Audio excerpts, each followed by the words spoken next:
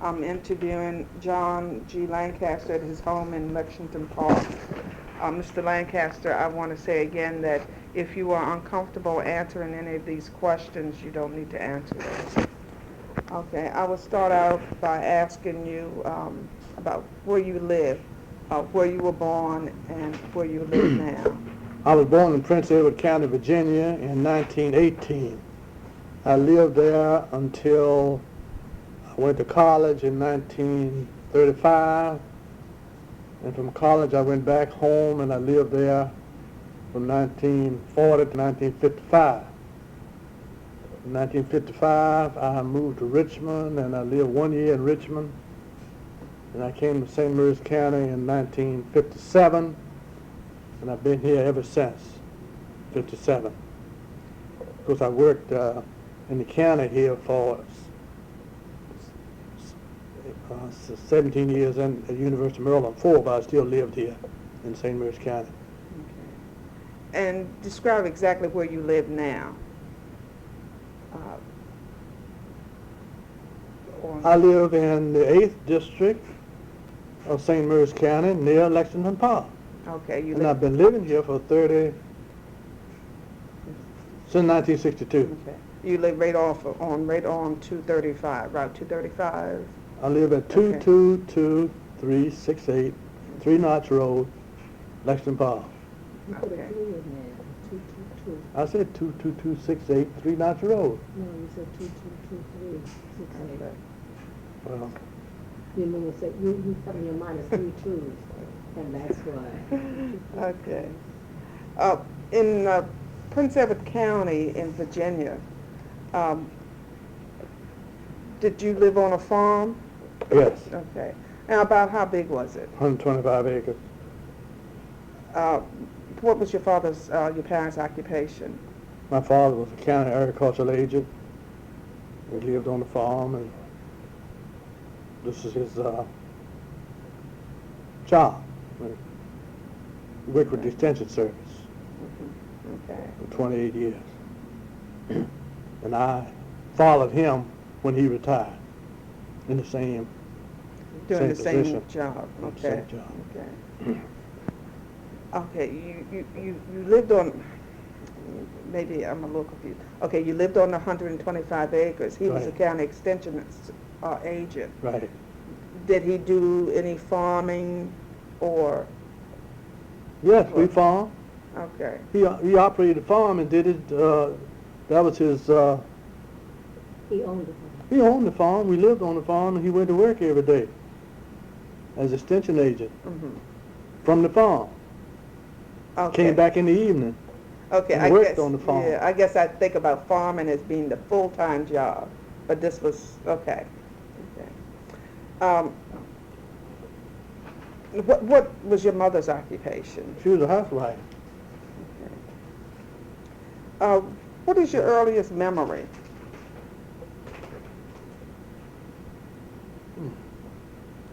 Cut it off a minute.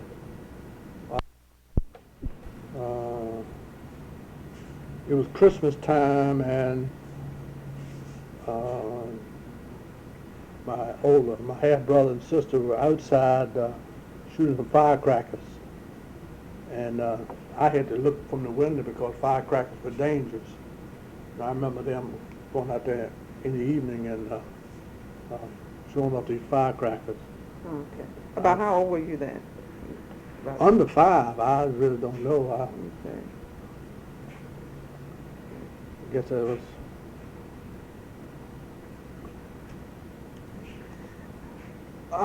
By your father having a farm and everything, did most of what you eat come from the farm or what? Yes. We operated a family farm. General crops, tobacco, corn, livestock, and so on, from which we survived. I mean, that's where our living came from. I mean, we had our own cows, our own hogs, our own chickens, our own garden, and so on. And everything that we ate we ate whatever came from the farm. And my dad's job would provide sugar, coffee, and stuff you go to the store for every now and then. Okay.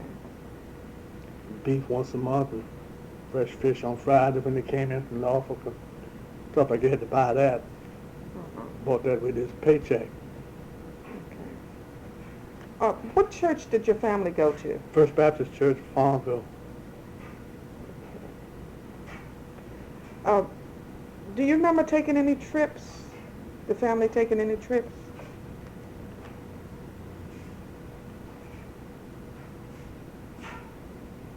Well, we didn't take any trips other than that, around the county, various churches and activities that went on in the county. Well, the only trips we took, I guess my first trip outside of the county was to a 4-H short course at Hampton when I was 11 years old. That was the first training trip that we took. I don't remember going anywhere else. Was your family involved in any community activities? Very, very involved. Okay. My dad was the digging board at the First Baptist Church. We were members of the NACP. We were members of what they called beneficial society and the community and so on. Sunday school. They were the main things we were actively involved in. Because the nature of my dad's job prevented him from being active in organizations. He could just be a member. Okay. Now, from what you can remember, were times better or worse than what they are now? Well, I guess it all depends on your point of view. Looking at it from here, I guess you could say times were worse. According to them, times were as good as they ever been. Outside influences had very little effect on our existence. In other words, I heard that there was a depression. I heard that there was a depression. We ate and did the same thing we did out of depression and in the depression. We had our own food, our own so forth and so on. If somebody told us there was a depression, then I would know that there was a depression. But as far as we were concerned, my particular family was concerned, times were always the same. Hard. Okay. What were your family's health concerns? How did your parents deal with health and illnesses?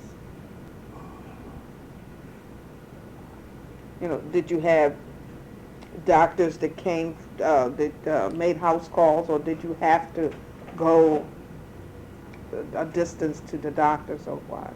Well, the doctors were in town. We lived 4 miles from town.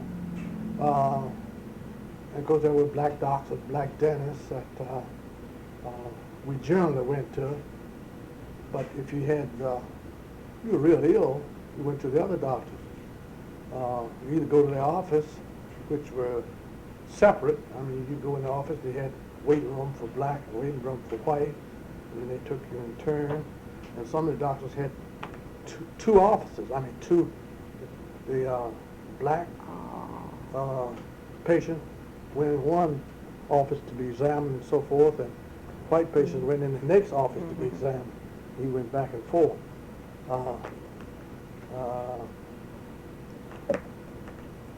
We had, because our dentist is black, we never went to a white dentist. In fact, we seldom went to the doctor. But when we did, we no problem. We knew the doctors that took black patients. We knew the ones that took white. They would have to decide, white only, or because where not to go. In fact, you didn't want to go where you could go, but you weren't exactly sure. Were there other medical facilities available, besides just the doctors, by hospitals or other medical? We had a community hospital, Southside Community Hospital, which began when I was a kid. the citizens of the county, they organized a hospital, and I guess around 1928 or on, the hospital grew and developed. Community hospital served 4 or 5 counties. Mm-hmm. Small at first, and then it grew to be a fairly good-sized hospital, which had a complement of services of surgery and this kind of thing. Mm-hmm. But if you had anything serious, they would send you to Richmond or the University of Virginia Hospital, and so on. Good doctor made house calls. So you Yeah, didn't have any Canada. problems getting to medical attention then, when you needed it? No, when you need it, you can get medical attention. Did your family rely on home remedies?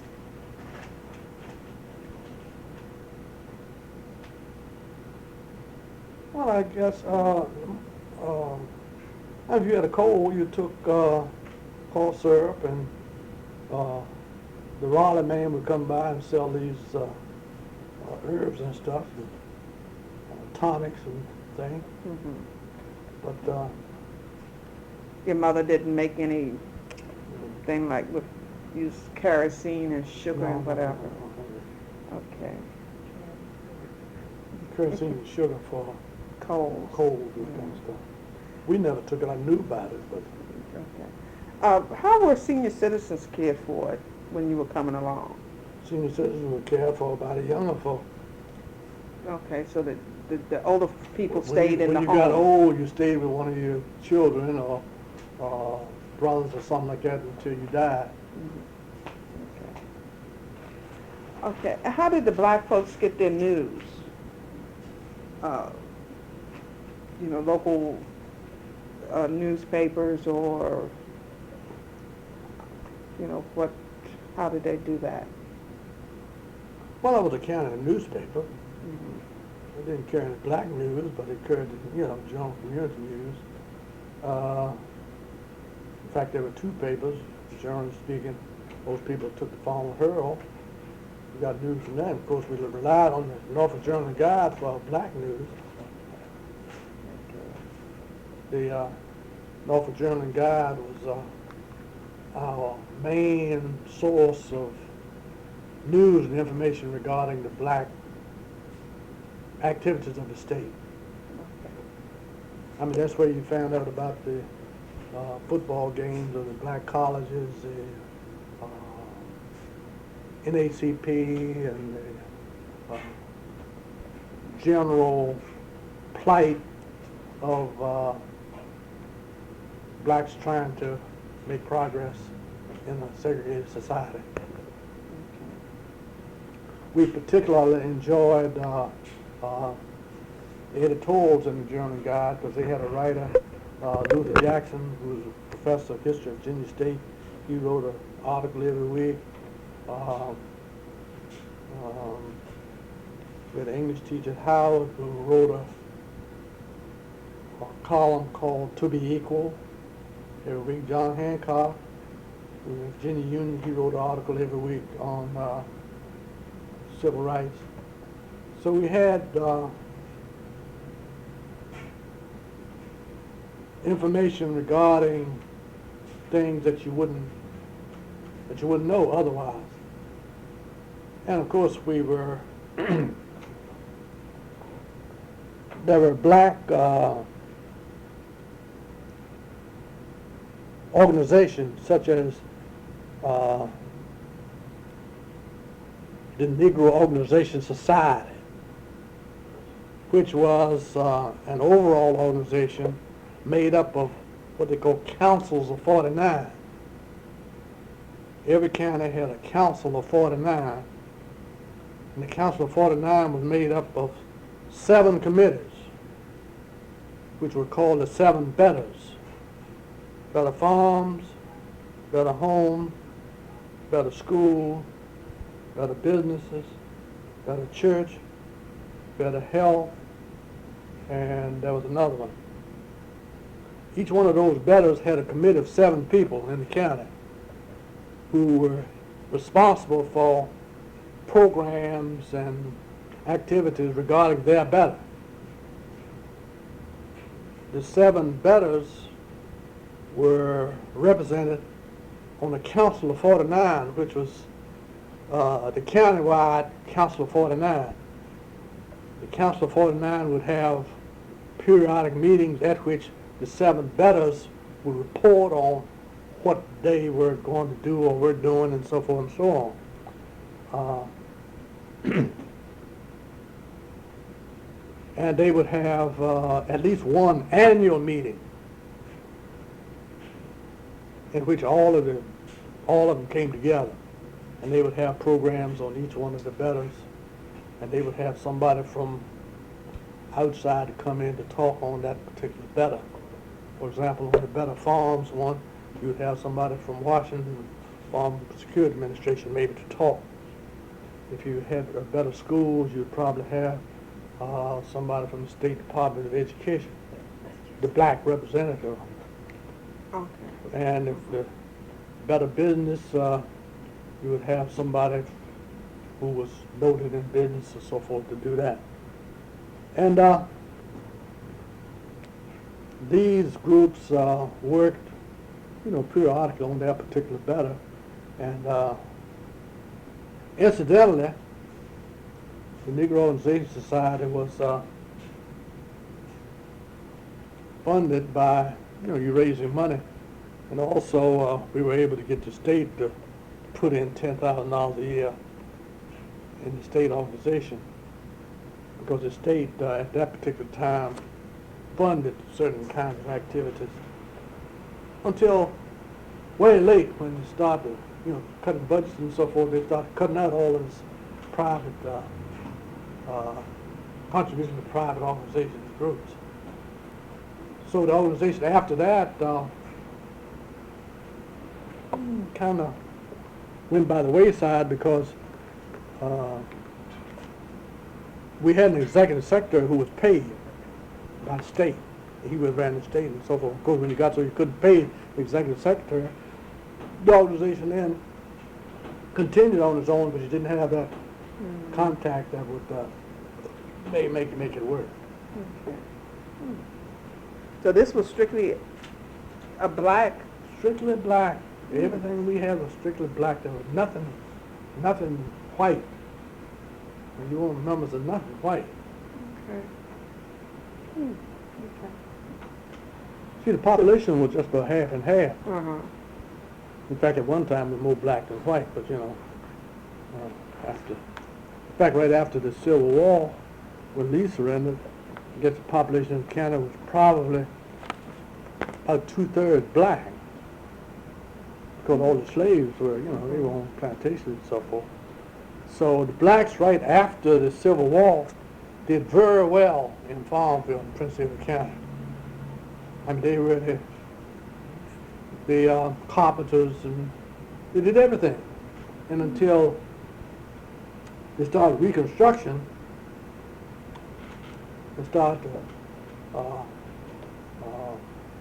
making it difficult for blacks to get the training and so forth. Was when the decline came. And of course, from 1895 to about 1925, 30 was when it was real tough. What I mean by real tough, couldn't get credit, you couldn't do these kinds of things. Farmers would have problems financing the fertilizers, bills and so forth, and seed supply and so forth. And one of the things that my daddy did as the extension agent, he provided opportunities for some of these things to happen.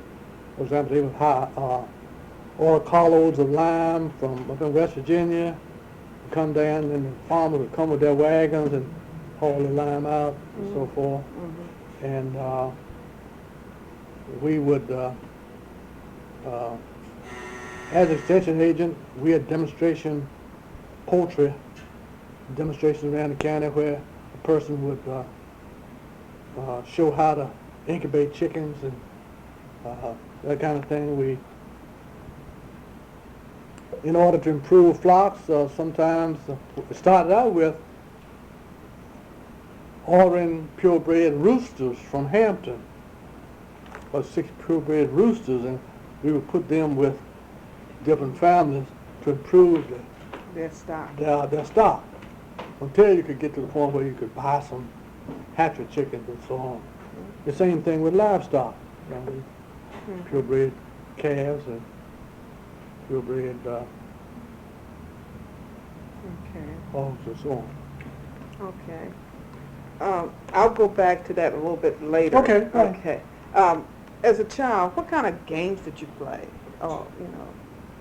Oh, well, we played Jack Ross. We played,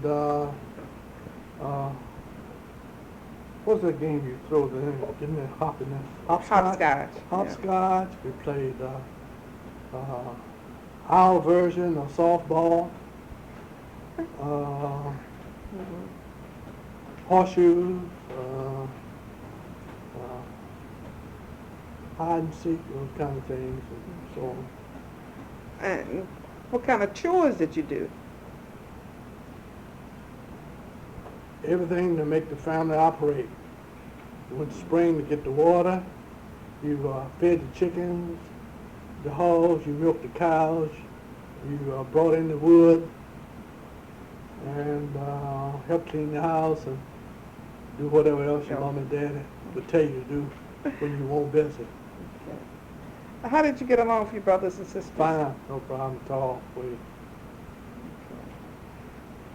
When you were a child, what did you like to do the best, the most? You know. I guess I think reading more than anything else. I guess I would read everything I get my hands on. Our library was kind of limited. I remember reading up on slavery one of the first books I read by Booker T. Washington, and What the Negro Thinks by Robert R. Moulton. And my sister would come home from North Carolina teaching at Christmas time and sometime in the summertime, and she would bring a Chicago Defender. Whenever she brought a Chicago Defender, I mean, I'd sit there and read it from cover to cover. But it was a black paper, Oh, okay. similar to the Norfolk Journal Guide, but it covered a kind of national thing.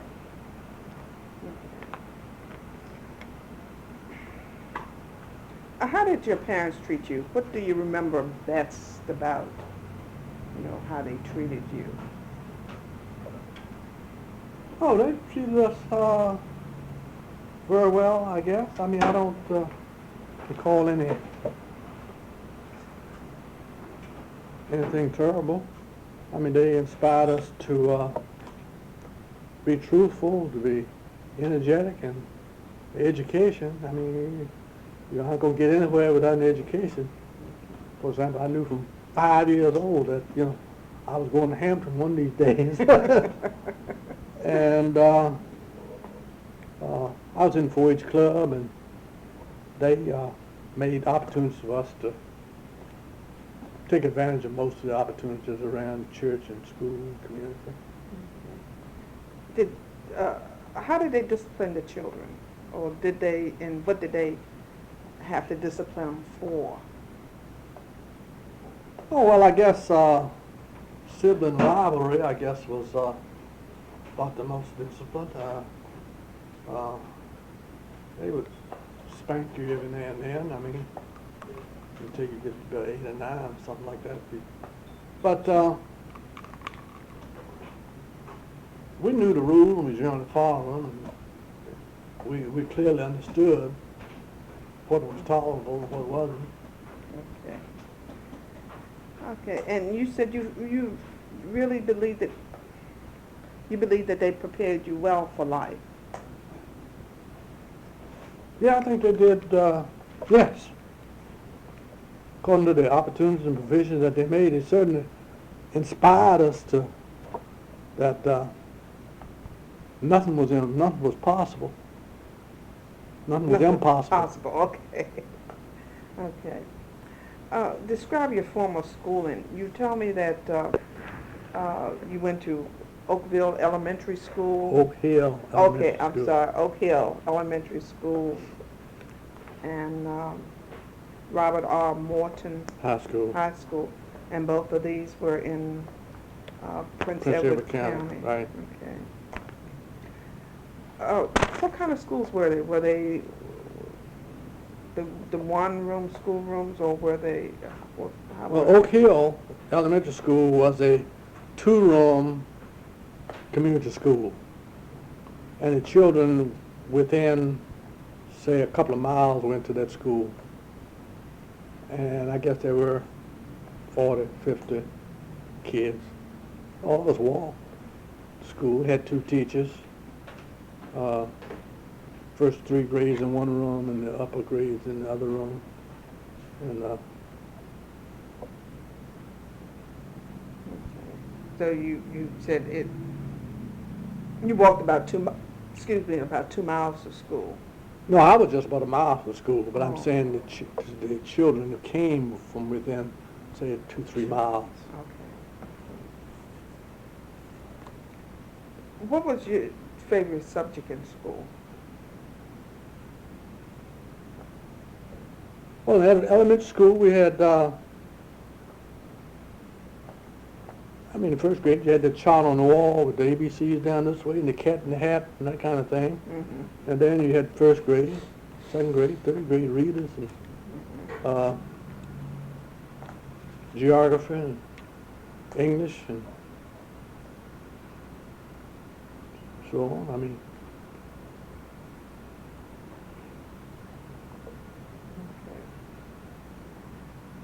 Our school, our elementary school equipped us very well, because before we had a high school, the teacher at our elementary school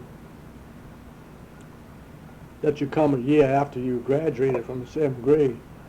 Just because you're in the community, nothing to do, nowhere to go. You come back to high school, so you kind of got a post-elementary school education. It was 7th grade, Right, 7th went to grade. 7th Well, when grade. you graduated from 7th grade, sometimes the teacher would let, if you were in the community and wasn't going to school, you come on back. Oh, okay. Before Without the knowledge of the superintendent and learn some other things. I say without the knowledge because you weren't on the roll, but Okay. she took that as a, Okay. And this is before you went into Right. high school. now, the year that I went to high school was the first year of the beginning of a high school in the county. Well, people have been trying to get a high school, trying to get a high school. Finally, the board of supervisors and the board said, well, we'll start a high school. This year we'll have the 8th grade. Next year we'll have the 9th grade. Next year we'll have the 10th grade. Next year we'll have the 11th grade. And that was the high school. Well, when I went to high school, that was the first year that they had all 4 grades. No, that was the first year that anybody graduated from high school.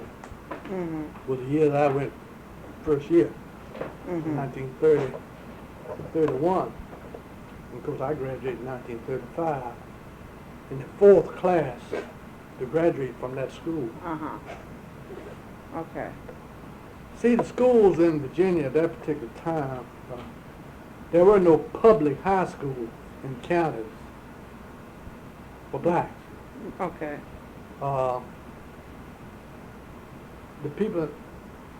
The high school in the counties were called training schools, like Prince Edward County Training School, which was supposed to be the equivalent of high school, with the addition that in the training schools, they always had home economics and agriculture. In the high schools, they didn't. And you had the regular curriculum. Well, ours was a high school, Robert Moulton High School. All the other counties around, their schools were called training schools. Well, we were concerned about high schools, but we had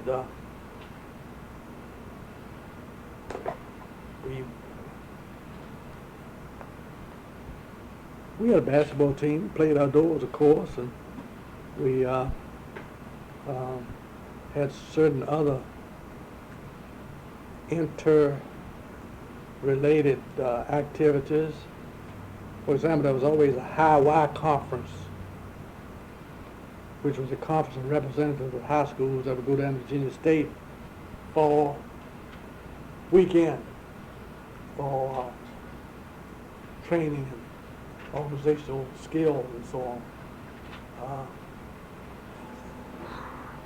See, all of my teachers were women. Until I got to high school, I had two male teachers in high school, the principal and one other fellow he coached basketball. He also taught some courses. Okay, let me stop you right there.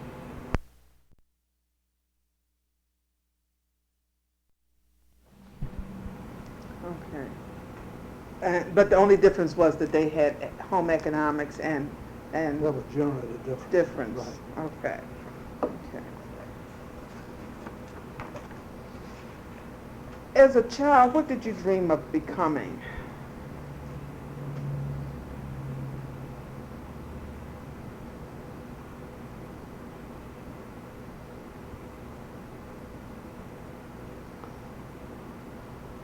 Well, I had some notion that I would like to be a lawyer. I wanted to be a lawyer, but I didn't know no lawyers, and anything about that. And I always wanted to be, I always wanted to speak. Because I didn't know at the time that unless you were a preacher, you didn't have much opportunity to speak. But I always, there was no profession that I could go in that would equip you to speak. That would be a sideline thing. Other than that, when I went to college to be a teacher. I was going to teach math and science because I was a pretty good math student. In fact, I was the best in our schools. And, I had the idea I wanted to be a math teacher. And I said math and science. And I went to Hampton, and I took a work year, and after about a work year, I decided that I probably didn't want to teach. I wanted to, I won't say why on this thing, but turn it off a minute. I didn't talk black, so. Okay, that's something that's very interesting that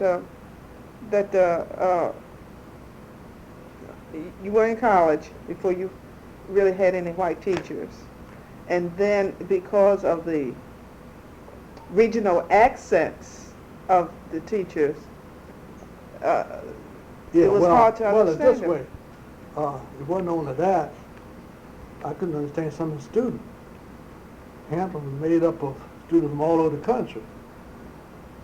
It took me just as long to try to understand the Geechees from South Carolina as it was to understand this teacher. Uh-huh. I mean, in the North Carolina accent and so on, Africans and so on.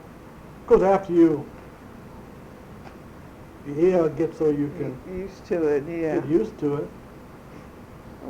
Okay. Okay. Now, this was the question was, what did you dream of becoming as a child? Now, how has that dream changed? And why did the dream change? Okay, that it changed. You said you changed it You had wanted to one time to become a lawyer. You told me, you explained why you changed from you thought about becoming a teacher, and you told me about why that changed. Well, I don't consider them changes as much as if progressive revelation. I mean, I just said teaching because I didn't know of anything else that you could do. Okay. I probably would have chosen engineering if I had known that you could be an engineer, because my math and science abilities to me was superior. I could have been an engineer, But it wasn't even need to be an engineer. I mean, what I gonna do? I mean, you know. Mm. So therefore, you dismiss Okay. and do what you.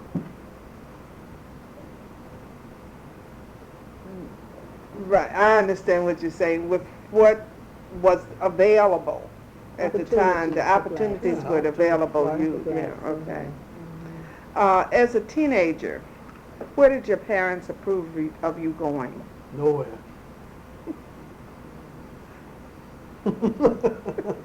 Okay. Sunday school. Uh-huh. But we had Sunday school in the evening, afternoon on Sundays out in the country. We walk back up to the school and have Sunday school and go back.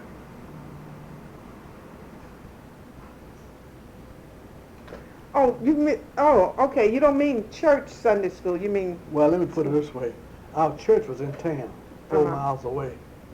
I'm young. Uh-huh. And we would go to church, not regularly, but once or twice a month.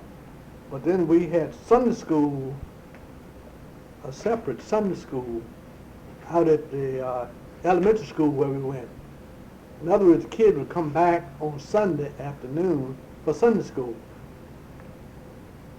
Okay. I hate to seem stupid, but No. okay. But okay, when you talk about Sunday school, is that pertaining to the church? Oh, yeah, Sunday that's church. School? Oh, okay. Church. I didn't know if you meant you just went we to. called it Sunday school, but you can call Okay. it church school if you want. Okay. I wasn't sure if you meant the regular 5-day school no, and you no, went no, on no, Sunday no. too. No, Okay. we had religious, Sunday school. right, Okay. religious Sunday school, Okay. Okay. where the kids would come back let me see now. I guess in the winter we would have it in the morning. We would change around. Sometimes we'd have Sunday school at 9 o'clock, and then sometimes we'd have it at 3 o'clock in the afternoon. Okay. Which, 3 o'clock in the afternoon on Sunday was a good time. I mean, you could go to Sunday school. Mm-hmm. I mean, you couldn't do anything else. What I mean by that is you weren't allowed to play ball or anything like that on Sunday. Oh. Or any kind of games. I mean, that was not religious. Okay. Okay. And so, and your parents didn't approve of you as a teenager. Your parents didn't approve of you going any place. Well, wasn't nowhere to go. Okay. Yeah, they Okay. approved me going where there was to go, Sunday school. Uh-huh. Okay. Yeah, if you got in high school, occasionally there was a class party or something, you could go to that. But that was, Did they let you court? well, when I say 4-H, Uh-huh. we went to 4-H club. Uh-huh. Okay. Now, that next question was, did they let you court as you got older? Well, How old? Well, they didn't let you court before I went to college. Before I finished high school, there was no such thing as courting. okay. I mean, Okay. you had your friends in high school, Uh-huh. other than that, but you didn't see them otherwise, Okay. unless, there was some kind of Sunday school union, something where you were representing your school and she was representing her school. You happened to meet or something, but with no dating. Yeah, okay. Okay. What was it like when you first went out on your own? What you mean? Um, When I got a job, you mean? yeah, yes. You said out on your own? Mm-hmm. And where did you move to? Well, after college, I went back home. Mm-hmm. And my dad retired. I took his job, which was kind of rough for me because in that particular time there was no retirement benefits. My dad had just quit work today, and I started tomorrow with his job and his pay. And of course, I lived at home. Well, I paid board and that kind of stuff, but he didn't have any money. He didn't have the money that he was ordinarily had from his salary, because I had it. Because I had 6 brothers and sisters back there, Of course, the farm took care of, the basic needs. So, and I worked 3 years from 40 to 43. I got married in 43 and moved to town, the house, To Farmington. to Farmville. Okay. To Farmville. Okay. Right. Do you remember when you first started working about how much you were making? Yeah, $1,500 a year. $125 a month.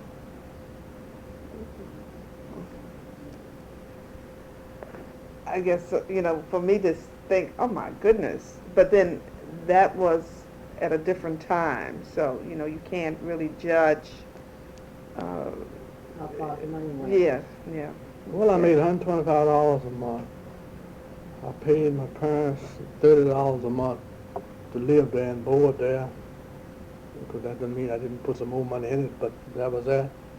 I paid $28 and some cents car note for 3 years. I didn't think I was going to ever pay for a car. Well, gas went about 25 cents a gallon, and at the end of the first month, I had $5 left, and the next month, I decided, well, I'm going to start saving $1 a day. So every month when I got my check, I just put the $30 in the bank, the savings account, and get my other money. But see, my family, in 43, my sisters and all were ready to go to college. And my brother went to Hampton the year I graduated. He was called to the service, 43, 44, something like that. And by him being called to the service, and he took out an allotment in the service as my parents were dependent on him. Mm-hmm. So they got an allotment, $7, $8, I think, a month, something like that, which my daddy gave to me to pay the tuition for my sisters who were in college. One at A&T, one at Virginia State, and one at Hampton. Well, whatever $7, $8 didn't cover, I covered. So therefore,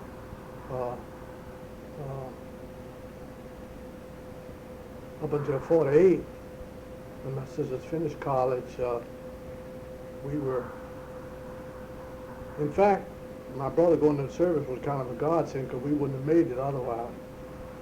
Mm-hmm. Well, I mean, we would have made it, but it was rough. So all of your family went to college? Yeah. Everybody got a degree. Now that is all below me. I'm not talking about my half-sisters. They went to college too, but, they went on their own. When I say went on their own, my sister went to Hampton. She finished Hampton the year I was born, my half-sister. Oh, yeah, it's a big difference in age then. Oh, yeah. Oh, okay, okay. Yeah, my brother now, my half-brother is 96 now. Mm-hmm. See, I'm 78. There's 17 years difference between me and him. And my half-sisters were older than he. So, that was a big difference. Okay.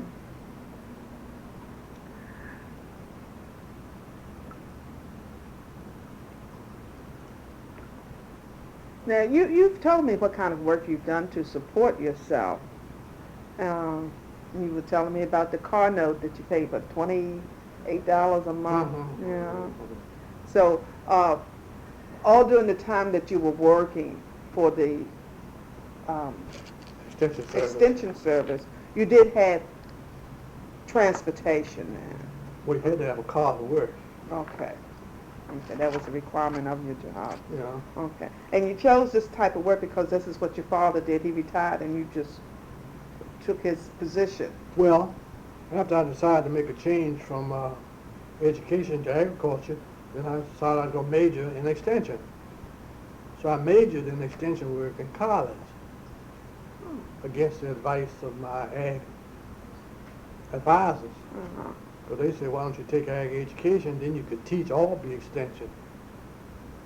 And I said, well, I don't intend to teach, so I'll just choose extension and then, you know.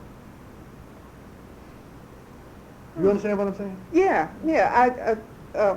let me stop. Okay, that was interesting, you know, your explanation you know, of Hampton and why they taught the subjects that they did. Okay.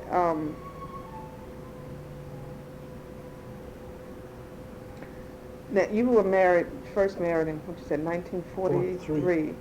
How did you meet your wife? At college. At Hampton. At Hampton. Okay. We, I was a junior, and she was a freshman. I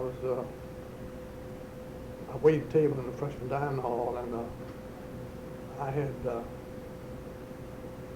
I'd always deliberately tried to avoid any kind of relationships that was going to develop into anything, because I didn't think the future was going to be very bright. What I mean by that is, I knew I had to finish college. I knew that when I finished college, I wasn't going to have nothing. And I knew that, so wasn't in need of getting involved if you can't get married when you finish college or whatnot, you know, so you just avoid them kind of things. Mm-hmm.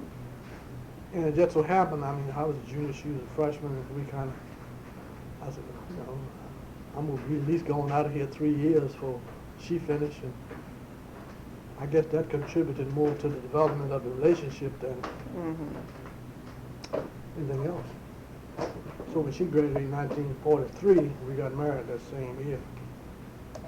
She graduated in December of 42 because of the speed up of the curriculum for the war. And she came to Montgomery County, Maryland, taught from January till June. And we got married in July, and then she came to Longville. And we were there 15 years. She was from? No, she was from North Carolina. Oh, Okay. I said, we got married with the Farmville. Oh, okay. And you were living in Montgomery County? No, she was Teaching. She came up here to teach. She was teaching in Montgomery County, Maryland. I was working in Farmville, Virginia. Okay. Okay. And she was reared in Norfolk, Virginia. Right? No, Newport News. Oh, Newport News, Virginia. We didn't know she was born someplace else. Okay. Now, how did you meet Albertine Lancaster?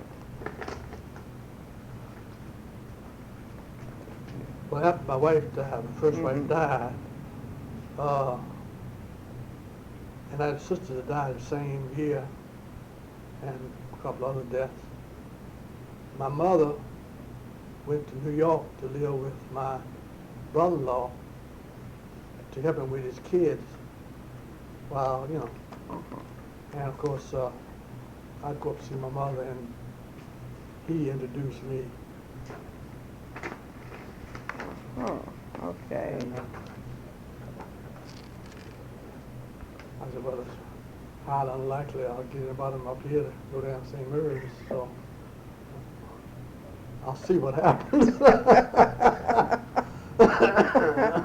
Okay. So, So when did you get married? 1972, Okay. 71. well, one. Yeah. Yeah, 71. You were married End of in, the November 71. 71. okay, and you were married in New York. Mhm. Okay. Do you remember who was there, you know, your best man, your maid of honor? Remember the names? Yeah, my son was best man, Okay. and maid of honor was her niece. Did y'all have a honeymoon? Yeah, we went to Chicago for a week. Okay.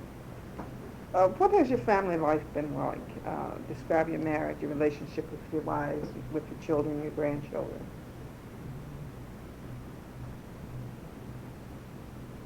I guess a normal, healthy, relationship. Committed to it. Do whatever necessary to make it work.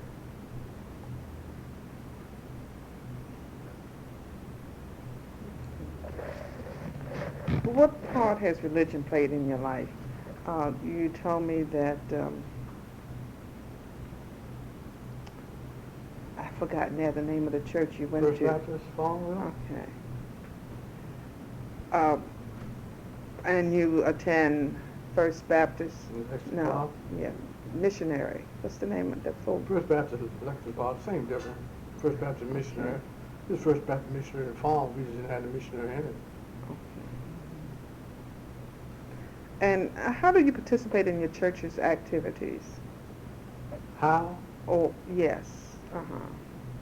Well, I do whatever the Lord called me to do. And I was the chairman of the board of First Baptist for a few years. I was 22 superintendent. years. No, not 22. I was superintendent of Sunday school for, say, about 8 years. And that came about through, when I came here, I was trying to find a church. And I wasn't necessarily committed to Baptist, so it had to be Protestant, but I was trying to find the right kind of religious emphasis. And the first Sunday I was here, I went to First Baptist, and Reverend Latimer preached. And I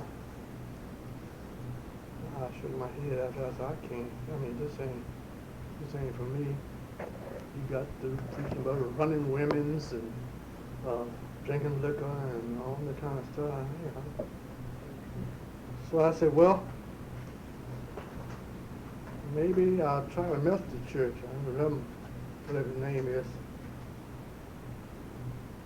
Very educated fellow. He was down at Methodist church. I said, well, I'll go down there. And this thing, when I went to First Baptist that Sunday, I got there about 11:30, and I met Mrs. Ivy Moore coming out of the church, and I said, what time is service? She said 11 o'clock. I said, what day? They were just coming out of Sunday school and the time for church. Well, that, we started our church in Farmville exactly 10 minutes after 11. At 12:30, you were gone. And they wouldn't even start until 12. Well, the next Sunday, I said I'd go down to Zion. I went down there at 11 o'clock. I think there were 3 people in church. I went in, sat in the second seat from the back, and pretty soon somebody came up front and said, are you the guest speaker? I said, no, I came to worship. And I looked. Finally, around about 11:30, 12, some Ghana Watts came in.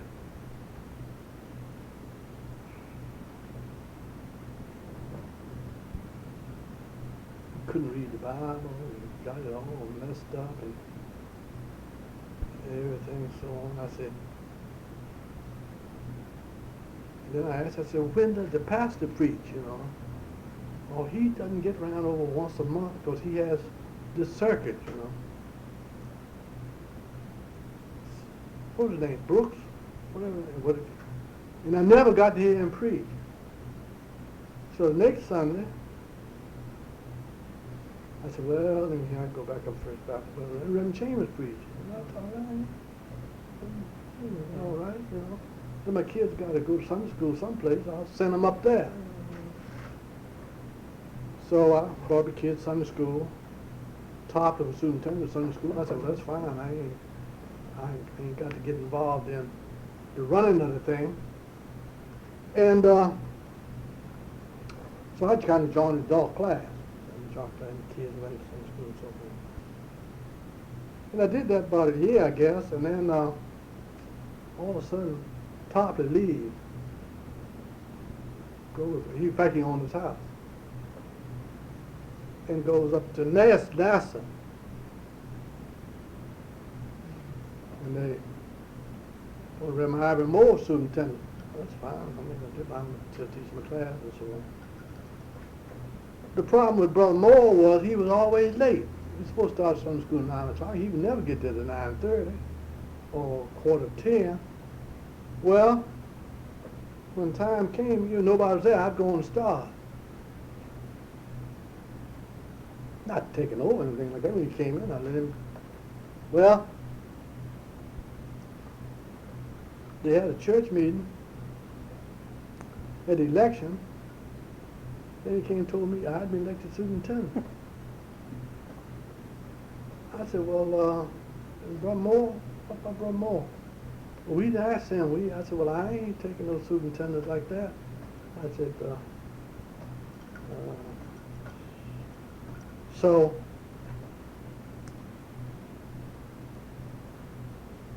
I became the superintendent. So that's how I got involved in superintendent Sunday school. I had joined the choir, Archangel Choir, and they wasn't singing my kind of music because I could direct the choir at First Baptist Farmville. And we didn't have the shouts and jumps and so on. We sang anthems and hymns and so forth and so on. And is that thing on? Mm-hmm. Huh? It is on? Yeah. Oh, that's official. So,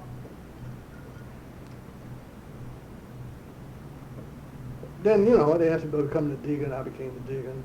And I was superintendent till 71, 2, somewhere around in there.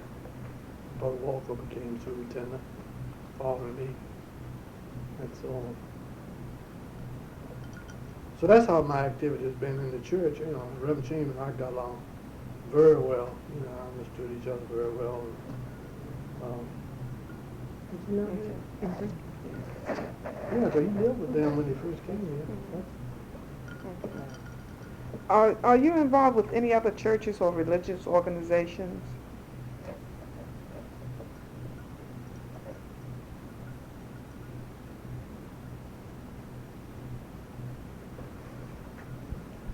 Well, I'm a member of First Baptist Church, which means that I'm a part of the Potomac River Baptist Association.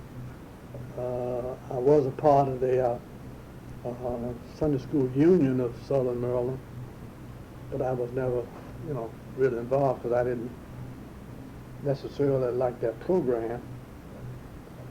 I saw Sunday School Union as something that would improve, supposed to be, I think, improve Sunday school, or how you operate Sunday school and so forth. And that thing was more or less just another church service. You couldn't tell whether you were in the Sunday school or not. So I just kind of...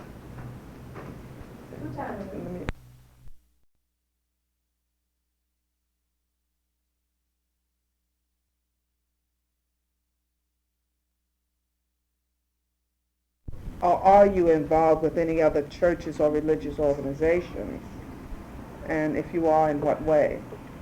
Did I answer that? You had started talking about Sunday school. That was in your church, but are you affiliated or work with any other, like Catholic churches or Episcopalian churches or groups like that?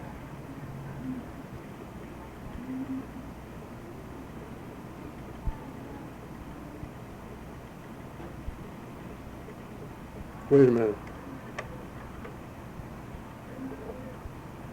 Okay.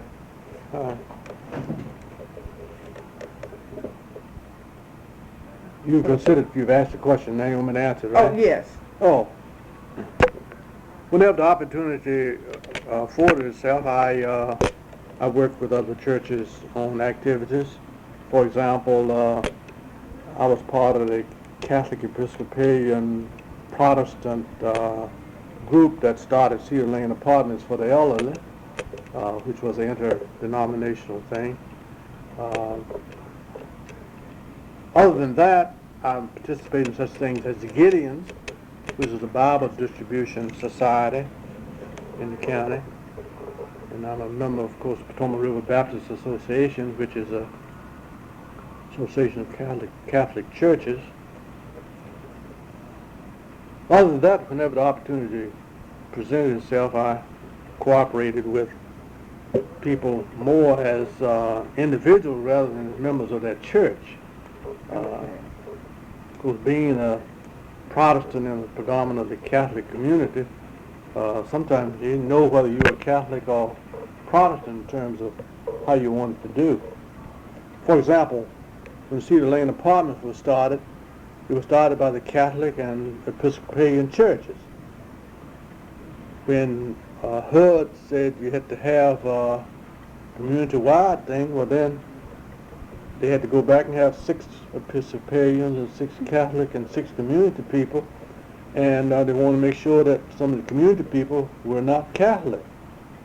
So I was appointed by the Catholic Church to represent the Catholic Church on the Cedar Lane board, because you had to have a mix. Monsignor Veith appointed me, which was satisfactory to me. But to me, it was more a matter of service to the community than a religious thing. What are you saying, play now? No, it's on. It's on. It's on. Well, why did you put play? Because it's both buttons are together. Huh? I thought we were trying to record.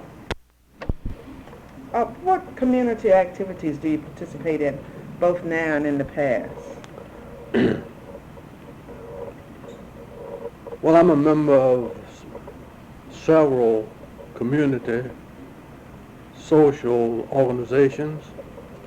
I'm a charter member of the Jolly Gents Sportsman Club, a member of the Minority Alliance. I'm a member of the Lions Club of Lexington Park, and various other community service organizations. Okay. And back in Virginia, you were involved in a lot of community activities Same too. kinds of things. Same kinds of things. Okay. How do you feel about life in general today in St. Mary's County? Well, I think life in St. Mary's County has wonderful potentials and possibilities, and I think it's a place where a good life can be had and is being had by most people.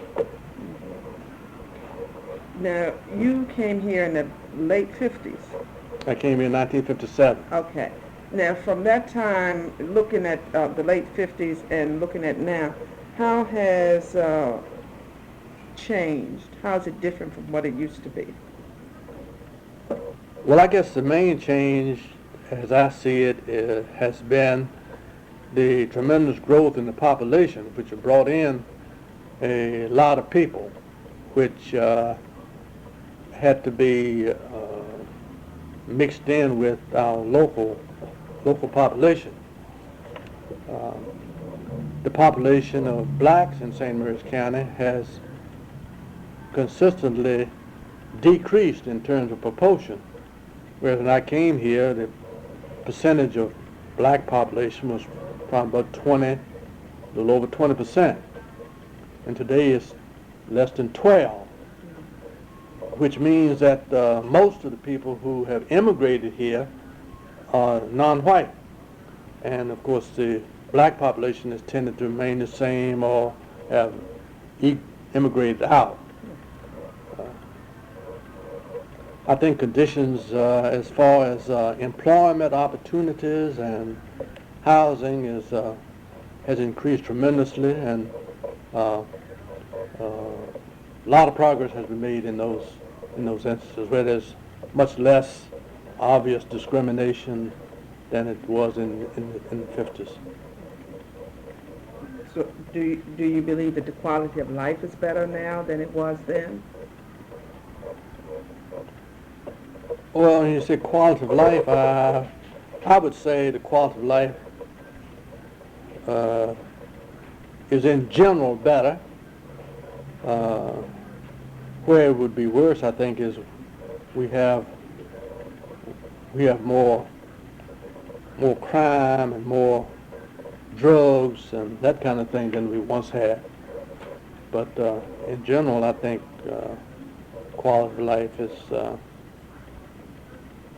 fairly good. There could be more opportunities for uh, recreational and non-occupational activities. There's a lot of room for improvement in those two areas. That's what you're saying. Right, I Okay. think so. Are the people different from what they used to be when you first came here? Well, my position is people are all people are basically the same. I don't see the difference in how people are. I think with education and contact, it made people more conscious of social responsibilities than probably once were.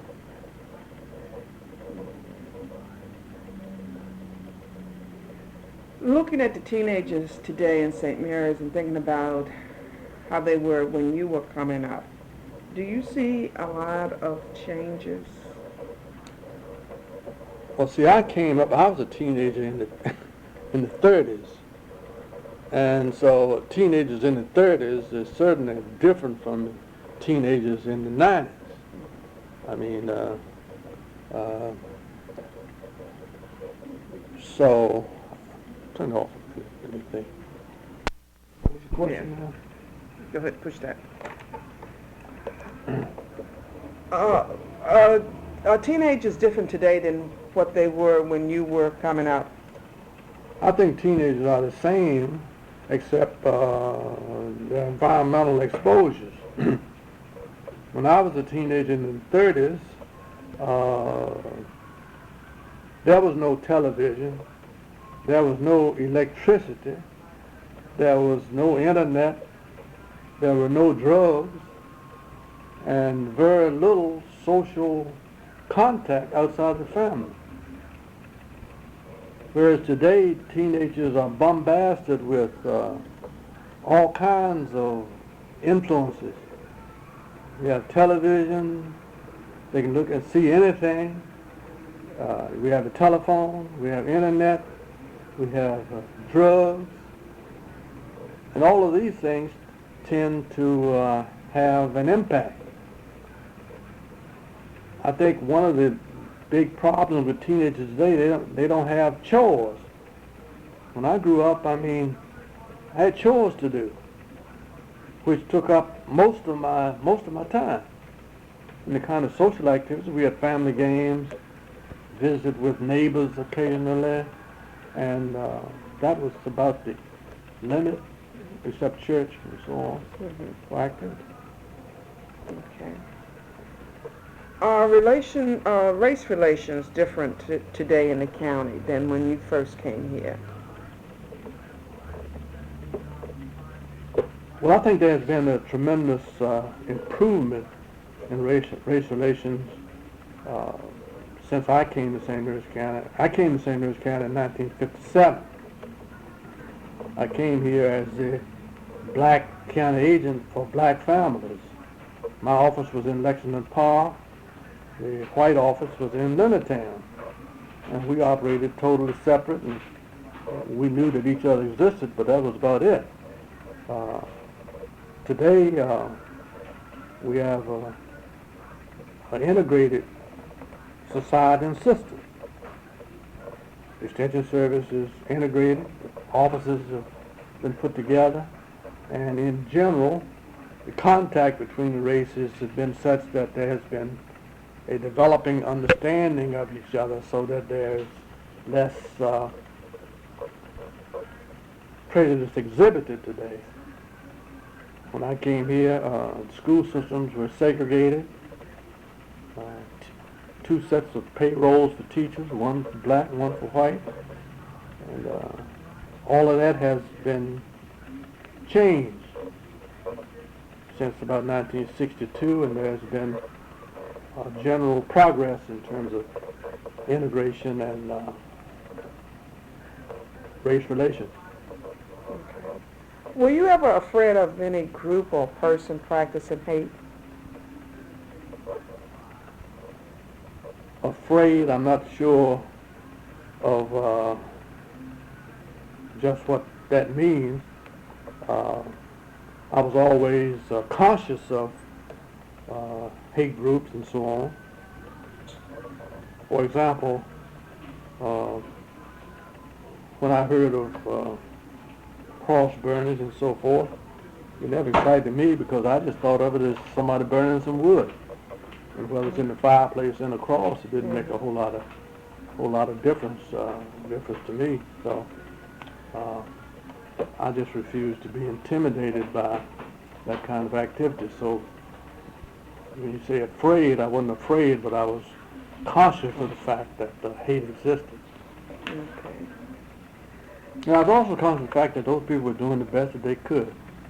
If they could have not hated, they would have not hated. But that was the way that they had to express themselves. Okay. How do you feel about living in the county? You've lived in the city, a city. Which do you like the best? City Or living in the county and living in St. Mary's, or living in the city where you have lived? Well, I never lived in the city, so St. Mary's County is about as city as could be. Okay. Naturally, I prefer a rural setting because I prefer space. And the only difference as I see it, in living in rural areas and in urban areas is the ease in which you can get some kinds of services, such as distances from hospitals and medical services and police protection and so on. Okay. Now, do you feel that there is a difference between the people born in the county and outsiders? And in this case, I'm considering you an outsider. Do you feel that there is a difference? The only difference is, of course, is our environmental. You are the product of the environment where you came. So I don't see there's any difference in people. People living in the county are generally parochial in their views, which would be the same as people who came here, who would be parochial in their views back home. If people in St. Louis would move to another area, it would be the same kind of consideration. It's just a matter of environmental and contact, which makes a difference. Okay. Do you interact with other outsiders living in the county, but maybe in the positions that you've had to? It was an automatic thing.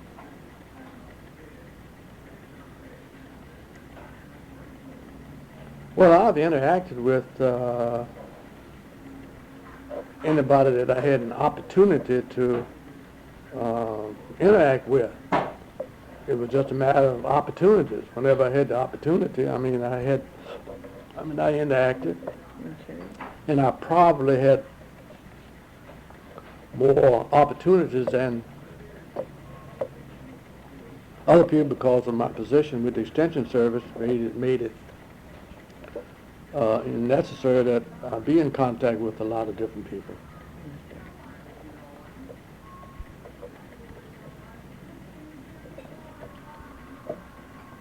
Okay, the next question is, do you travel or interact with people in the different sections of the county? And you did answer that in the previous question, because of you have done that, yeah. Do you, and do you feel that there is any difference between the people in the different sections of the county?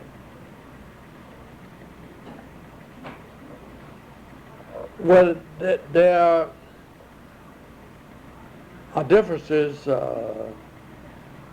which are, I guess, superficial. For example, when I was extension agent for the black workers in St. Mary's County, the people from the northern end of the county were generally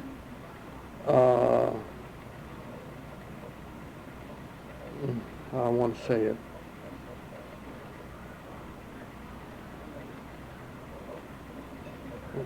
And the people in southern end of the county, the two were just like foreigners to each other. But they didn't know each other and understand each other and interact with each other. For example, I carried a group of 4-H kids over the Eastern Shore. And some were from the northern part of the county, some from the southern part of the county. And I heard a conversation between a kid from Eastern Shore, and they were asking this girl, where was she from? She was saying, up the county. Well, up the county didn't have any meaning to that person. I mean, whether it was different from, and kids from up the county didn't know the kids from down the county because they didn't come in contact with each other that much. Generally speaking, I think religion had a part of it, because the kids from down the county were generally Protestants, and the kids from up the county were Catholic. So their contact and so forth were different. Not consciously different, but that's just the way it was. They didn't come in contact with each other very much. Mm-hmm. So when they got together in 4-H, well, this wasn't Catholic, all Protestant, but now we got foreigners and immigrants in a group, so to speak. So the differences, I think, were more cultural than really planned anything. But all it took to overcome that was contact. Okay. And 4-H Club presented an opportunity for kids from everywhere to contact with everybody, and never considered whether you're up the county, down the county, or whatnot. Now you talk to a 4-H kid, I mean, you never think of down the county, never think of up the county, in St. Mary's County. Okay, now that was with the kids, and the period of time that you're talking about was quite a while in the past. But do you see any difference? Do you still see that sort of a difference now with adults?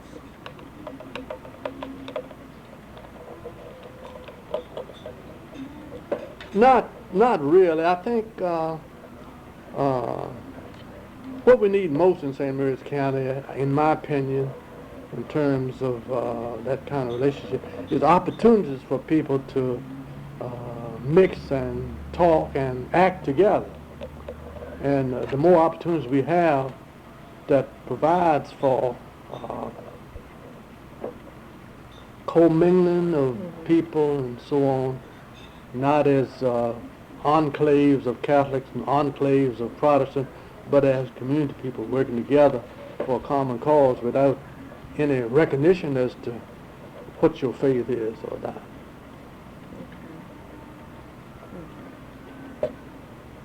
What do you think has been the biggest changes in the county since you've been here? The biggest change in St. Mary's County since I've been here is tremendous growth. The population has doubled and tripled, so that the sheer growth of the place, I think, is the biggest, has had the biggest influence as far as change is concerned. And the change has been rather rapid, rather fast in terms of most places. What are your feelings about the Navy base? The changes that you talked about, do you feel that it's strictly because of the Navy base? Well, of course, I wouldn't say strictly because of the naval place. I think the place would have changed gradually anyway. But the presence of the Navy base has had a tremendous influence on the economy and on the people of St. Louis County, providing opportunities for employment and opportunities for all of the other kinds of social contact activities that such a growth brings about. What are your feelings about changes in the county because of the new growth on the base, you know, the recent growth? The impact of the new growth on the county will be as tremendous as the growth that came in 1940 to bring the Navy here. The kind of changes that happened then will be the same kinds of changes that will happen with the new growth. What do you think of the direction that the county is going in today? Do you believe that St. Mary's may become a urban rather than a rural county? Well, depending on your definition of urban or rural, the only thing I can say is that St. Mary's County will definitely be different. Now, whether or not you consider it urban would be a matter of opinion. I think the direction as designed by the Planning Commission and the political atmosphere in the county would indicate that the county will continue to grow. It will continue to have as much of a rural flavor as is possible. I think there will be resistance to a lot of industrial growth here, due mainly to environmental conditions and other things. But I think that in St. Mary's County, the opportunities for technology that's non-polluting and so forth is tremendous, and will have influences that are not even imaginable now, because the kind of technology and jobs and so forth, I think, will be as different and as complex as it was when we moved from a farming community to a naval operation.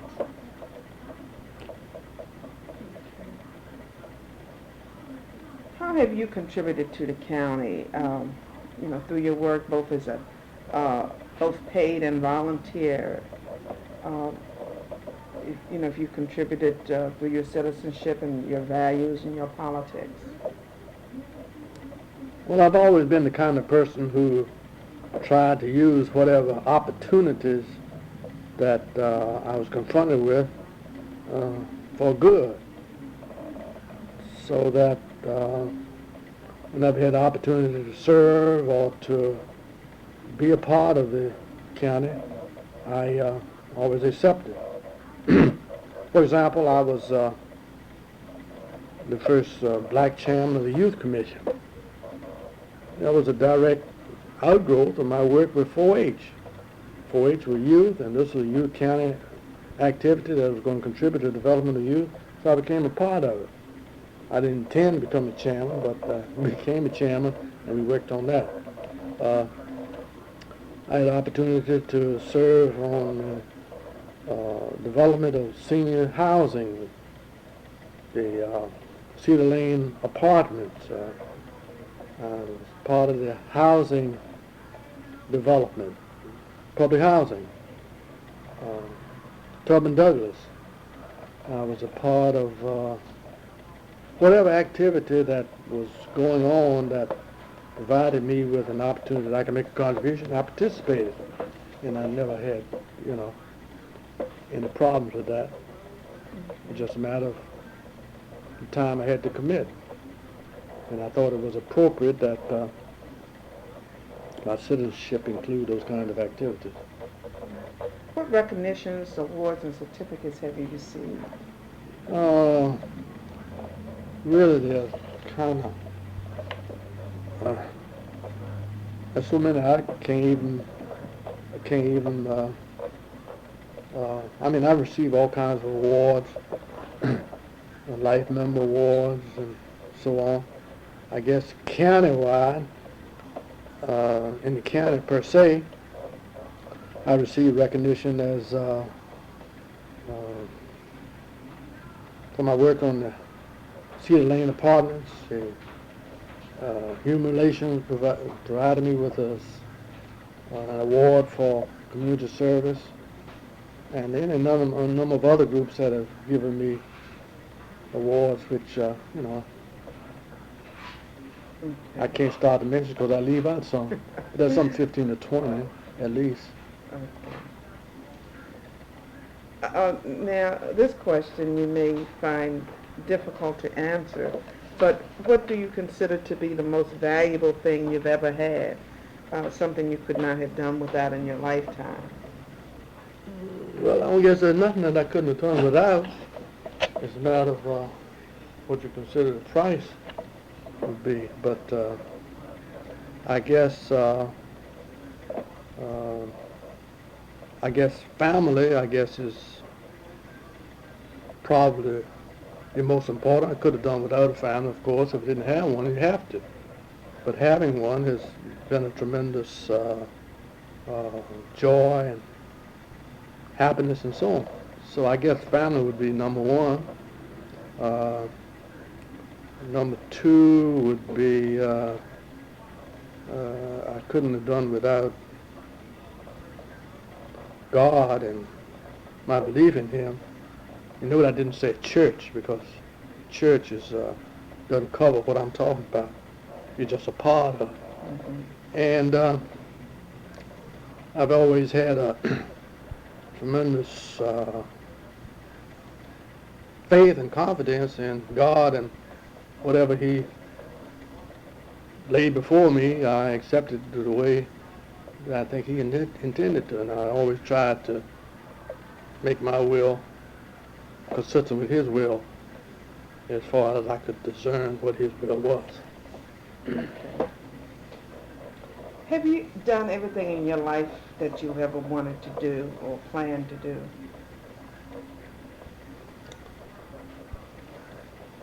Well, I don't know how to answer that because I don't know. I've always planned to live my life day by day, taking the opportunities as they come and exploited them. And I think that I've done that. I know I've done it as well as I could have, according to the endowments that the God gave me. But I don't have any regrets about things that I've done. Okay. So if you could go back and live your life over again, what would you change, if anything? Well, when you ask a question like that, it depends. You're really talking about 20/20 vision. Naturally, if I had as much vision now as I had when some of the things were confronting me, I probably would have done different. But the way I've always operated, try to put the kind of vision on it that I have at that moment and do the best I can, move forward. Looking back, saying what ought to have been, could have been.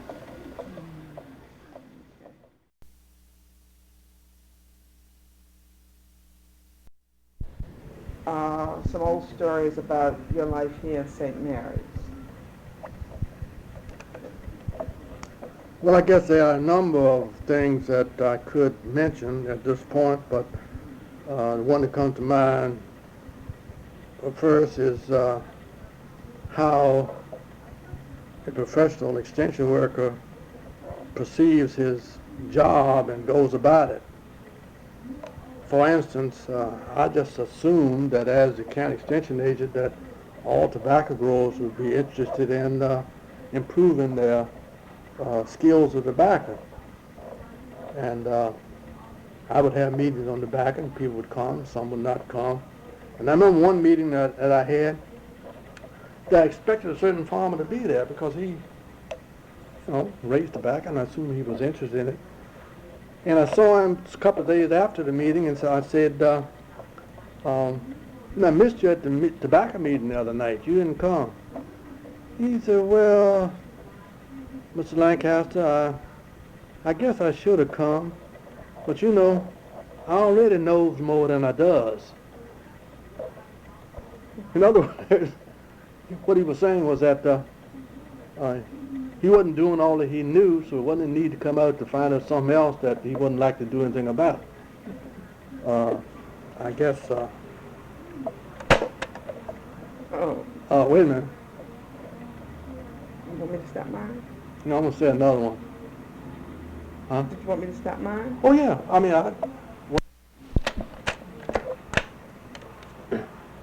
the other story has to do with, I guess, race relations.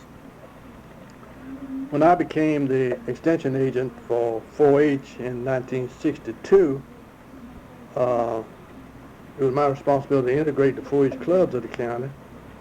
And one of the pluses to my success, I guess, was my name. My name was John Lancaster, and my predecessor was John Lancaster, who was white because he was.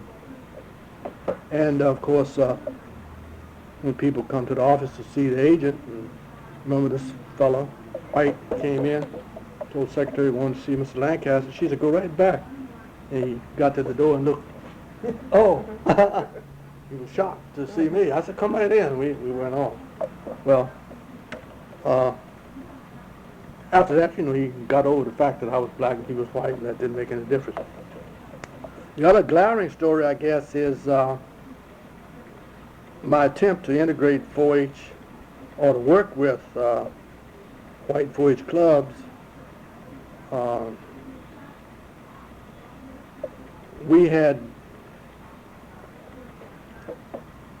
The white agents had met with the white leaders and told them that I was going to be the agent, and the black leaders had met with the black leaders, telling them I was going to be the agent, and so on. So that that would be an understanding that, it wouldn't be any surprises. Well, I looked over my 4-H list, and here was a club that had a predominantly group of kids who were in the poultry project. So I called the leader and said, it's time to order the chickens, and how many do you want for your club? He said, well, Mr. Lancaster, he said, I'm going to have to give up this 4-H club. I'm getting too old for this, and I'm going to have to give it up. I suspected his reasons, but I said, well, Mr. So-and-so, don't give up at the moment. I mean, just hang on till you find somebody to take over. He said, well, I don't know. I'm getting old. Got to give it up. And so I called the kids in the club who had had chickens before and said that it was time to order the chicken. And I was ordering them some chicken. And would they take them? When time came for the chickens, I called this leader and told him, I said, 6 of your kids said they wanted chickens, and I've ordered them. I just want you to know, and I'll be delivering them on such and such a date. Well, I said, have you found anybody to help you with the club yet? He said, no, not yet. I said, well, keep on trying till we get someone. Well, I carried the chickens out to his house when I knew he was at work on the base. Left him with his wife, and she put him in the chicken house, and went around. About a week later, I went back. And I went directly to the chicken house, and he was coming on out. We started talking about the chickens and so forth, because I didn't want to get into he was quitting. Mm-hmm. So there was a little box over in the corner, and I said, what's this? He said, that's something my boys are always working on, trying some kind of ventilation thing for a chicken house. And I said, well, why don't you get into work on it as a science project and put it in a science fair? He said, you think anything to that? I said, well, I don't know. Never give it a chance. To make a long story short, the boy did that and put it on the science fair, and he got a prize and so forth and so on. Well, in this particular case, he still hadn't found anybody, but he was still looking. I just always kept on, just hang on there till you find somebody to take over the club, because you want the kids to be successful. I also looked in the records where his club had won the 4-H float contest the year before. And so I called the kids and said, why don't y'all cut it up to the state fair? And they said, well, we don't have no way to get it up to the state fair. I said, well, your leader works on the base. Get him to ask the Navy for a truck or something like that. So now I went to see the captain on the base and told him I had a 4-H. He said, oh, you a 4-H agent? He said, I was a 4-H agent. I was a 4-H member back where I came from, and I had a livestock project and so forth. And I said, well, I got some kids need a truck to get some stuff up to the state fair. Would you, He said, yeah, we get somebody in Public Works to drive it up there and we have a truck. And I called the leader, told him that, the Navy's. Anyway, they got the truck and went to the state fair and they got the prize. Came back, put their float in Charles County Fair and won championship over there. I went over there when I got there. They were about to give out the awards, and they called this club from St. Mary's County to come up and get the award. And he went up and got the award and came back, and they asked him to say something. He was just speechless. And his wife said to me, so, this is the first time I ever heard him speechless. And he came back, and I went over and congratulated him. And he said, I want to see you a minute. I said, well, okay. So we walked over behind the tractor and the truck and said, I said, your club's going fine. I mean, we were still working on somebody. He said, well, that ain't what I want to see you about. He said, I didn't think this thing was going to work. I said, what? I think everything is going fine. He said, no, I don't mean that. He said, I didn't think that you being the agent and not being the leader was going to work. I said, well, what's the problem? He said, you colored and I'm white, and I just didn't think that was going to work.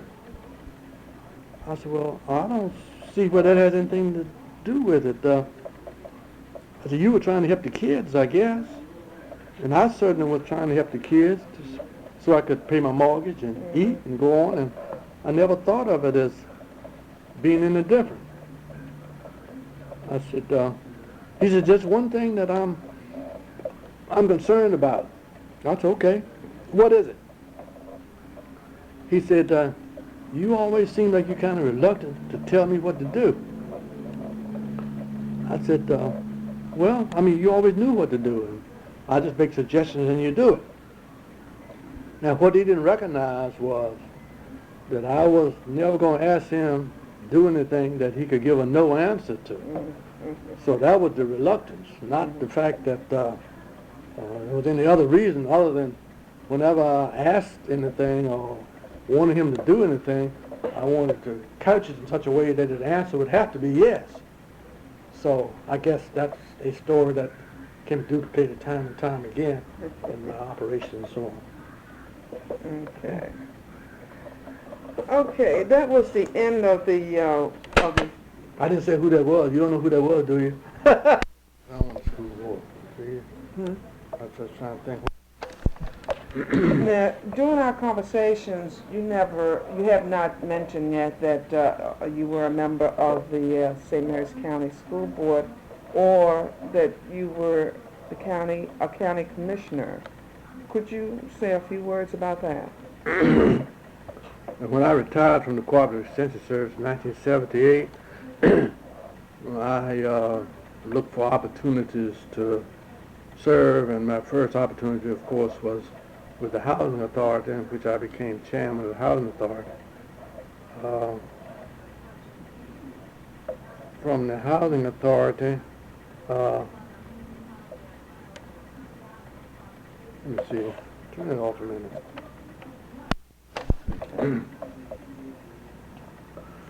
There became a vacancy on the school board when Mr. Forrest retired, and several people asked me about offering my name as a candidate. So I applied to Governor Hughes and was appointed. And I served on the school board a couple of years. And let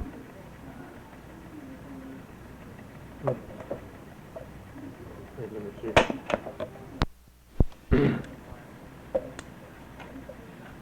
Then I decided to become a candidate for county commissioner. So I ran for county commissioner and lost the first election. But I got a tremendous vote in that election. In fact, I only lost by about 400 votes, which boosted my visibility in the county, and a lot of people felt that I should run again.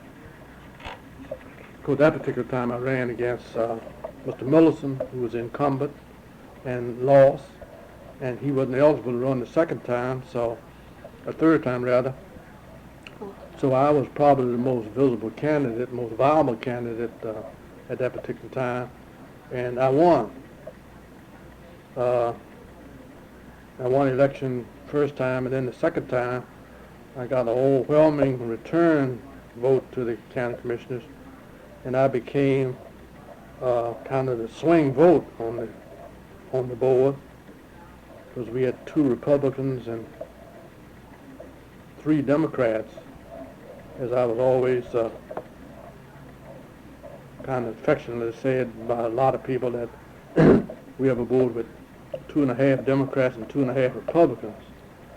So I became the swing vote to make the decision in most instances, and there was never guaranteed which way the vote was going to go. So, and I used that opportunity to force progress wherever was possible.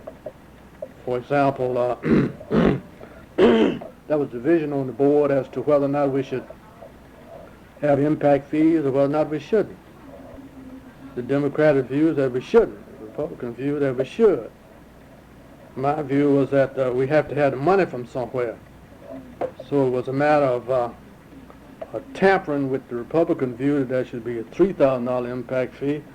And I said, well, to them individually, that it won't pass. I said a 2 will pass, and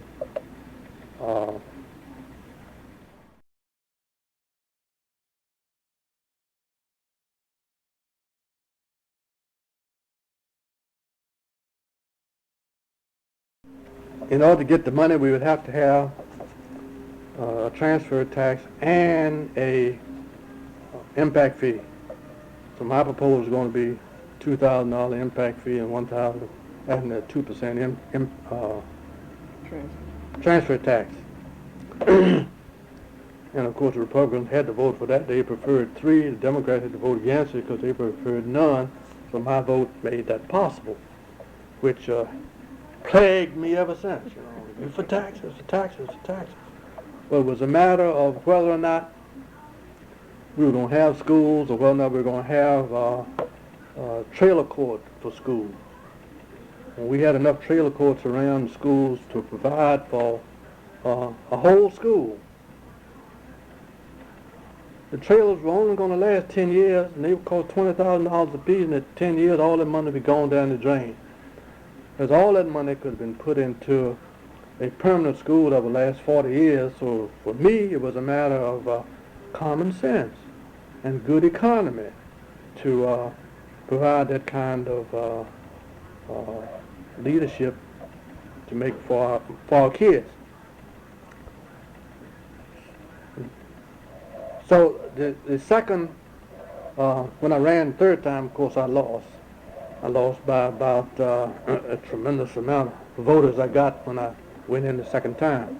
But I lost in the primary, and so that was the end of my political career as county commissioner. Okay. Other than that, I guess my major accomplishment in terms of being the county commissioner was my appointment, my opening up of boards and commissions to minority members. When I left the board, we had an equal representation in terms of the population on all the boards and commissions. There are 550 boards members and commission members, and 55 of those were black when I left the board, which was a number that had never been accomplished before nor since. And I think the opportunities for blacks to be a part of the county government and decision making was, I consider, a major contribution. Okay. Okay, thank you for that. Now, I wanted to clarify a couple of points. Oh, okay. Okay. Earlier, I had asked you the question about if you had lived in a city, which did you like better, living in a city or living in the county? And I think you said that you never lived in a city. I think what I was sort of thinking about is earlier you had said that you worked in Richmond, and I had just assumed that you lived there too, but then you explained that you were just there for just a business week, and that you always went back to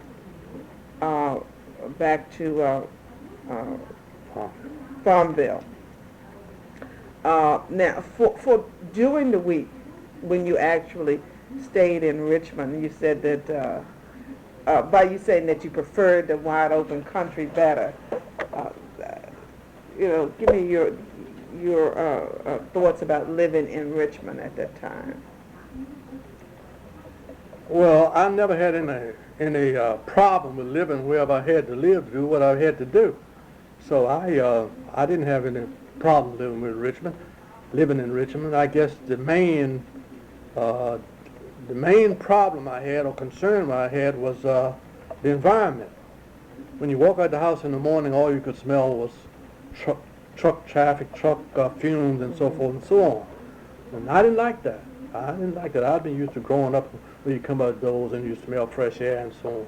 But to come out to breathe that stuff all day and so forth was really a problem. I did it because I had to do it, but I wouldn't have preferred that. I guess that's the biggest problem I had. I couldn't do anything about that unless I walked around with an oxygen mask. Okay. Of course, every now and then I would drive out the city and get on one of those bridges and just stand there and breathe some fresh air. But you would be surprised that when you get up in the morning and you walk outdoors on the street at 7 o'clock in the morning, all you could smell was car fumes. And the people think that's fresh air. They never had fresh air. They don't know what fresh air is all about. But when you grew up where I was, when all you had was fresh air and fragrance of flowers and birds singing, you just took it for granted. That's what I mean when I say the difference. Of course, you have to do what you have to do. Okay. I mean, And the other was, you had been married twice. Yeah. Your first marriage was in 1943. Mm-hmm. Okay, and you got married in Richmond, No, I got married in Newport News, Virginia. Virginia. Okay, Newport News. okay. And the second time you got married was in what year? 72 or 1? Which was it? I'm not gonna look on that thing that you got.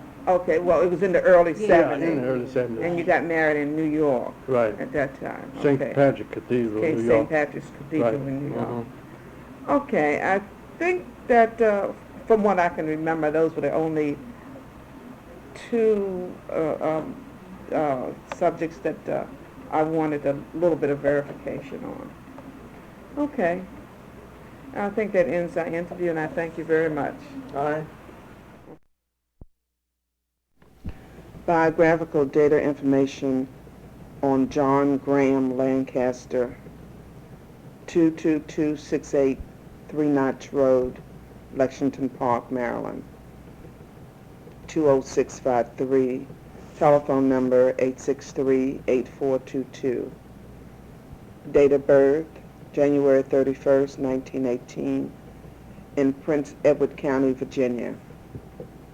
He went to Oak Hill Elementary School, Robert R. Moulton High School, Hampton University, George Washington University, and the University of Maryland. He worked with the Cooperative Extension Service as an extension agent at VPI Blacksburg in Virginia, and also at the University of Maryland College Park. He retired from the Extension Service in 1978. He was married to Thelma Virginia Porter Lancaster for 23 years. He married her in 1943 and married Albertine Thomas Lancaster in November of 1971. His maternal grandparents were George Moss, M-O-S-S, and Ann Moss. He doesn't remember his grandmother's maiden name. His father's parents were Alfred W. Lancaster Sr. and Ann Page Lancaster. His mother's name was Annie Moss Lancaster. His father was John Wesley Lancaster. His brothers and sisters were Minnie B. Lancaster, Georgia L. Savage, Willis Wesley Lancaster, John G. Lancaster, Zenobia L. McNair, Horace F. Lancaster, Thelma L. Coleman, Mary Ann Wilson, female Francis L. Keenan. His children are John G. Lancaster Jr. and Shirley Elaine Golston, Golston. Shirley Elaine had one child, Bruce J. Golston. That's the end of the biographical data information.